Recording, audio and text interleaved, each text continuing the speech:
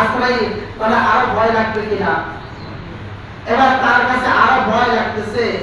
এবার সুলাইমান আলাইহিস সালাতু ওয়াস সালামকে ডাক দিয়ে বলে, আল্লাহ তো আপনাকে সবকিছু হুকুম দিয়েছে, সবকিছু আপনার হুকুমে চলে, বাতাস আপনার হুকুমে চলে, আপনি একটু বাতাসকে হুকুম করেন আমাকে যেন পাহাড়ের মধ্যে রেখে আসে যেখানে মালাকুল মউত আশ্রয় নাই।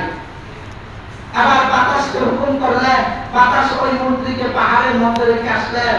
এবার পাহাড়ের মধ্যে রেখে আসার পর ওই মন্ত্রী তাকায় দেখে ওই পাহাড়ের মধ্যেই মালাকুল মউত আশ্রয়। এবার মালাকুল মউত আশ্রয় তার জানটা কবজ করলেন, আসলে তার মৃত্যু ছিল ওই পাহাড়ের মধ্যে। এবার আশ্রয় যখন ওই সুলাইমান আলাইহিস সালাতু ওয়াস সালাম কাছে আসলেন, আসার পর সুলাইমান আলাইহিস সালাতু ওয়াস সালামকে ডাক দিয়ে বলে, সুলাইমান আলাইহিস সালাম ডাক দিয়ে বলে, হে আজরাইল, বলে তুমি তার দিকে এত তাকাইছো কেন, তুমি কেন আসছো?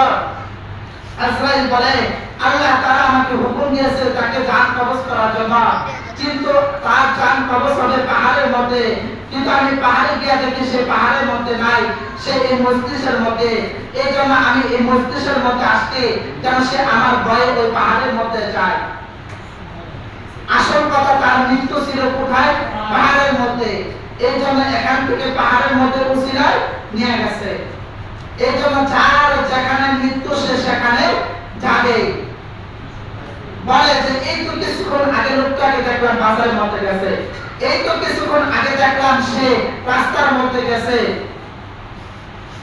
এই জন্য আল্লাহ তাআলা বলেন, আইনামা তাকুনু